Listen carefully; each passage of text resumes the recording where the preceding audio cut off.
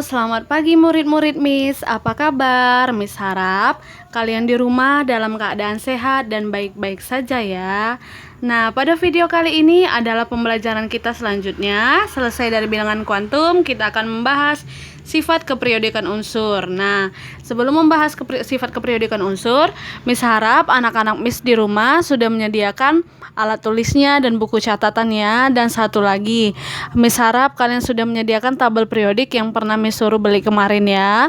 Karena kita mau bahas bagaimana tabel periodik yang ada di tangan kalian itu terbentuk menjadi seperti itu ya. Oke, nah selama Miss menjelaskan, Miss harap kalian semua dalam keadaan konsentrasi dan fokus. Oke, kita masuk ke materinya. Nah, sebelum bagaimana tabel periodik yang kalian pegang itu terbentuk, ternyata ada perkembangannya. Nah, ada 5 teori perkembangan yang membuat tabel periodik yang kita pegang adalah tabel periodik yang ada sekarang. Nah, pertama itu dikelompokkan unsur berdasarkan ahli Lavoisier, yang kedua hukum triade Dobereiner, yang ketiga hukum oktav Newland, yang keempat sistem periodik Mendeleev, dan yang kelima sistem periodik modern Henry G. Moseley, atau itulah yang kita pakai sekarang. Nah, bagaimana sistem periodik yang disusun menurut Lavoisier? Katanya Anthony Lavoisier adalah ahli pertama yang menyusun tabel periodik.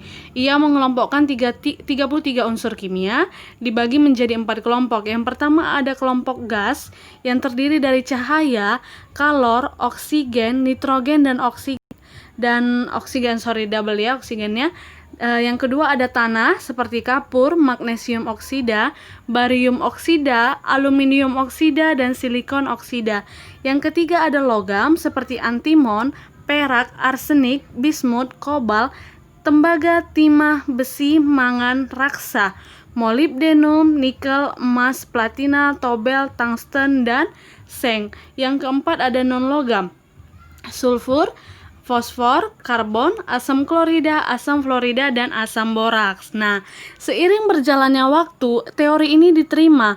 Namun karena semakin berkembang zaman, semakin tinggi ilmu pengetahuan, lama-kelamaan kepercayaan terhadap teori atau pengelompokan menurut Lavoisier runtuh. Kenapa, Nak?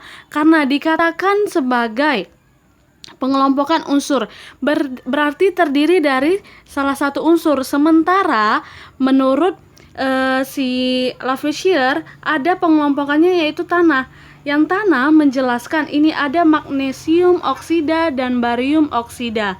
Nah, magnesium, barium oksida, aluminium oksida, dan silikon oksida ini bukan lagi unsur, Nak, tetapi sudah senyawa. Jadi secara pengelompokan menurut Lavoisier ini tidak diterima karena pengelompokannya harusnya disusun berdasarkan unsur ya. Oke, maka seiring berkembangnya zaman tidak diterimalah pendapat Lavoisier dan karena tidak terkelompok secara sistematis, tidak terkelompok secara berdirinya unsur itu sendiri, namun dia sudah menggabungkan 2 unsur karena magnesium oksida itu adalah gabungan dari magnesium dan oksigen, maka lama-kelamaan teori ini luntur. Nah, selanjutnya karena teori ini luntur, datanglah seorang ahli namanya Dobereiner. Dia mengungkapkan suatu hukum yang menjelaskan hukum triade Dobereiner. Triad ini diambil dari 3. Nah, Dobereiner mengelompokkan unsur berdasarkan kemiripan sifat-sifatnya yang berhubungan dengan massa atom. Nah, kemarin massa atom ini sama dengan atom relatif, Nak, yang ada di paling kanan pada satu kotak unsur atau atom yang ada di tabel periodik. Nah, katanya setiap 3 unsur yang sifatnya mirip massa atom atau AR, unsur yang kedua atau yang di tengah merupakan massa atom rata-rata dari massa atom unsur pertama dan unsur ketiga. Contoh, Cl, Br, dan I, Ca, Sr, dan Ba, S, Se, dan Te. Nah, secara singkatnya ini, katanya kita ambil contoh yang kedua, kalsium nomor AR-nya 40, strontium nomor AR-nya 88, barium nomor AR-nya 137. Nah, menurut si Dobereiner, kalau seandainya massa kalsium yang 40 dengan barium 137 ditambahkan lalu dibagi 2 atau dapat rata-ratanya 88, ini merupakan hasil dari rata-rata unsur pertama dan ketiga. Jadi menurut si Dobereiner, kalau strontium itu adalah rata-rata dari unsur kalsium dengan barium. Kata si Do Berener seperti itu. Namun seiring berkembangnya waktu lagi dan seiring tingginya ilmu pengetahuan, tidak semua unsur yang kalau dikelompokkan sesuai dengan seperti itu. Ada unsur-unsur lain yang nomor atomnya tidak bisa dimasukkan ke dalam hukum triad Do Berener, maka runtuhlah hukum triad Do Berener. Lalu lanjutlah ada seorang ahli namanya Newlands. Newlands ini mencetuskan hukum oktav. Nah, oktav, perhatikan, katanya unsur-unsur yang disusun berdasarkan urutan kenaikan massa atomnya, masih tetap berdasarkan massa atom, berdasarkan atom relatif, mempunyai sifat yang akan berulang tiap unsur ke-8. Artinya, unsur pertama mirip dengan unsur ke-8, unsur kedua mirip dengan unsur ke-9, begitu seterusnya. Maka disebut sebagai hukum oktav, karena kan kalau kita belajar tangga nada, do, re, mi, fa, sol, la, si, do, yang ke-8 mirip dengan nada pertama, maka itulah menurut si oktav Newlands. Nah, perhatikan ya bagaimana pengelompokan unsurnya ini. Katanya, unsur pertama adalah H, unsur kedua Li, ketiga Be, keempat B, kelima C, keenam N, ketujuh O. Nah, karena udah habis 1 sampai 7, maka F dianggap sebagai unsur yang ke-8 yang mirip unsurnya dengan unsur pertama. Seperti itu menurut Sir Octave Newlands. Namun ternyata kalaulah kita susunkan, kita teliti lebih lanjut, H dengan F secara wujud ini benar nak, mirip.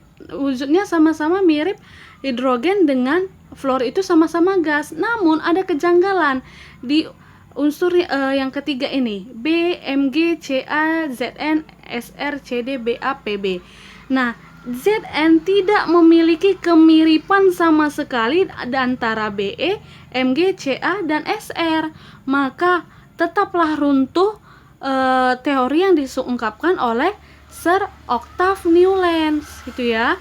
Karena adanya ditemukan salah satu unsur yang berdasarkan penyusunan Octave Newlands tidak mirip dengan teori yang dicetuskannya, sifatnya tidak mirip, itu ya. Nah, maka selanjutnya datanglah seorang ahli unsur yang baru, namanya sistem periodik Mendeleev. Mendeleev ini udah berbeda dengan teori-teori sebelumnya. Dia tetap berdasarkan kenaikan massa atom dan sifat kimianya. Apabila unsur disusun menurut massa atom, maka unsur tersebut akan menunjukkan sifat yang sama secara periodik. Nah, tetap diambilnya berdasarkan kenaikan massa atom. Mari kita lihat ya, bagaimana kenaikan massa atom menurut si Mendeleev. Nah, inilah disusun si Mendeleev, sistem periodik yang sebelum-sebelumnya. Nah, inilah penggolongannya. Perhatikan nak. Menurutnya kenaikan massa atom. Nah, secara susunan tabel sistem periodik menurut Mendeleev tetap ada kejanggalan. Yang mana kejanggalannya? Perhatikan, kejanggalan yang terjadi pada teori Mendeleev itu terdapat di antara Te dengan I. Katanya ini disusun berdasarkan kenaikan massa atom. Berarti yang paling kecil duluan massa atomnya dibanding yang besar. Namun ada kejanggalan di Te dengan I. Te nomor massa relatifnya itu 128, sementara I itu 126. Jadi ini tidak sesuai dengan teori yang dicetuskannya. Maka runtuhlah kembali sistem periodik Mendeleev. Nah, selanjutnya disempurnakanlah dengan sistem periodik modern Henry G. Moseley. Nah, dikatakan modern, dia pertama sekali disusun dalam bentuk panjang, maka sering juga disebut sebagai tabel periodik panjang. Nah, ini seperti yang Miss bilang tadi, adalah tabel periodik atau sistem periodik yang tetap kita gunakan sampai sekarang dan masih dan merupakan penyempurnaan dari sistem periodik Mendeleev. Pada tabel periodik ini dikenal istilah periode dan golongan. Nah, periode itu baris mendatar, horizontal, dan golongan itu vertikal ya. Nah, jadi menurut si Mendeleev ada dalam sistem periodiknya ada 7 periode dengan 8 golongan. Nah, oke. Ini adalah tabel sistem periodik modern yang ditunjukkan atau yang dicetuskan oleh Henry G. Moseley yang tetap berpedoman pada penyempurnaan sistem periodik Mendeleev. Nah, perhatikan. Tadi menurut Henry G. Moseley, sistem periodiknya disusun berdasarkan periode dengan golongan. Nah, periode adalah unsur-unsur yang disusun berdasarkan satu lajur horizontal dari kiri ke kanan, itu namanya satu periode. Sementara unsur-unsur yang disusun dalam satu golongan itu tersusun dari atas ke bawah satu kolom. Kalau kalau periode dari kiri ke kanan, kalau golongan dari atas ke bawah. Jadi satu golongan itu seperti ini, ada beberapa golongan ya. Ada 1A, yang ini 1A anakku. 1A, 2A. Nah, di bawahnya ini masuk ke B. Yang ini baru 3A, 4A, 5A sampai dengan 8A. Itu golongan. Jadi satu golongan ibaratnya golongan 1A terdiri dari hidrogen, litium, natrium, K kalium, Rb rubidium, Cs cesium, dan Fr fransium. Sementara yang dikatakan satu periode itu seperti ini. Contoh, H hidrogen seperiode dengan He helium. Nah, Li litium seperiode dengan berilium, boron, karbon, nitrogen, oksigen, fluor, dan neon. Itu ya untuk periode dengan golongan menurut sistem periodik modern Henry G. Moseley. Jadi itu adalah perkembangan sistem periodik unsur yang kita pakai sampai sekarang ini. Nah, selanjutnya kita masuk ke bagaimana sifat-sifat yang tersusun dalam tabel periodik kita ini ya. Perhatikan nakku. Nah, ada 4 sifat yang menjelaskan penyusunan sistem periodik unsur tersebut. Nah, yang pertama adalah jari-jari atom. Ingat, jari-jari. Jari-jari merupakan jarak dari pusat atom atau inti atom sampai kulit elektron terluar yang menempati elektron. Nah, panjang pendeknya jari-jari atom ini ditentukan oleh 2 faktor, yaitu jumlah kulit elektron dan muatan inti atom. Nah, menurut jari-jari atom itu dari atas ke bawah atau segolongan itu semakin naik, sementara dari kiri ke kanan atau satu periode itu semakin menurun ya. Jadi kalau segolongan dia naik, kalau seperiode dia turun. Itulah sifat periodik unsur yang pertama, yaitu jari-jari atom. Yang kedua adalah energi ionisasi. Nah, energi ionisasi adalah energi yang diperlukan untuk melepaskan elektron yang terikat paling lemah oleh suatu atom-atom atau ion dalam wujud gas. Jadi harus dalam wujud gas dulu baru bisa dia dilepaskan. Nah, elektron yang terikat paling lemah adalah elektron yang berada paling luar atau yang terdapat pada kulit terluar atau kulit ujungnya atau lapisan epidermis lah biasanya kalau dalam biologi ya. Nah, semakin besar energi ionisasinya, semakin sukar elektron terlepas dari atom. Sebaliknya, semakin kecil energi ionisasi, semakin mudah elektron terlepas dari atom. Bagaimana kecenderungannya? Perhatikan. Berbeda dengan jari-jari atom, kalau energi ionisasi dalam satu golongan itu dari atas ke bawah semakin kecil, sementara dari kiri ke kanan semakin besar ya. Nah, selanjutnya adalah afinitas elektron. Afinitas elektron merupakan besarnya energi yang dihasilkan atau dilepaskan apabila suatu atom menarik sebuah elektron. Afinitas dapat digunakan sebagai ukuran mudah tidaknya suatu atom menangkap elektron.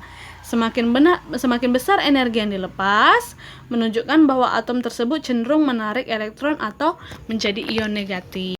Nah, selanjutnya adalah sifat yang terakhir, yaitu keelektronegatifan. Keelektronegatifan atau dikenal dengan elektronegativitas adalah kecenderungan suatu atom dalam menarik pasangan elektron yang digunakan bersama dalam bentuk ikatan. Nah, contohnya gini. Ini ada magnet. Nah, magnet inilah namanya keelektronegatifan.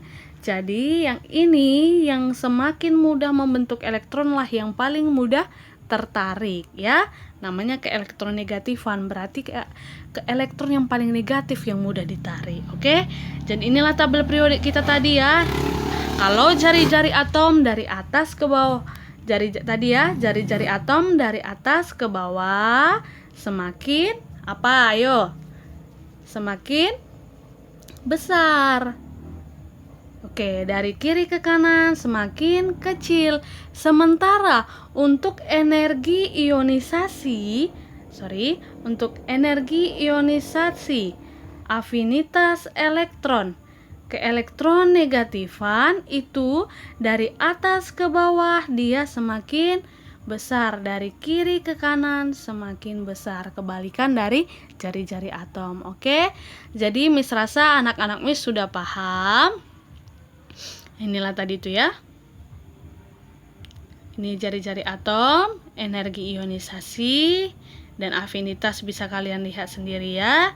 Dan ini adalah keelektronegatifan unsur yang paling besar memiliki keelektronegatifan adalah unsur yang berada di golongan 7A paling atas, yaitu unsur F atau fluor. Oke. Inilah penjelasan Miss sampai saat ini mengenai perkembangan sistem periodik unsur dan sifat sistem periodik unsur. Jadi Miss rasa anak-anak Miss sudah paham, bolehlah dicatat ke dalam bukunya. Jadi itu aja tugas kalian ya nak, dicatat baik-baik, dipahami dengan baik-baik ya, karena mungkin sebentar lagi kita sudah memasuki ujian bulanan kedua. Oke. Pakai warna nak biar menarik catatannya ya, dan fotokannya pengambilan gambarnya diusahakan bagus ya. Terlebih kepada 10 IPA 1 ini jarang sekali mengumpulkan tugas, hanya beberapa orang saja yang rajin, paling rajin cuma 10 atau 15 orang. Jadi mulai sekarang rajin lah ya nak ya. Oke, tetap semangat dan jaga kesehatan. Sampai jumpa di video kita selanjutnya. Selamat pagi.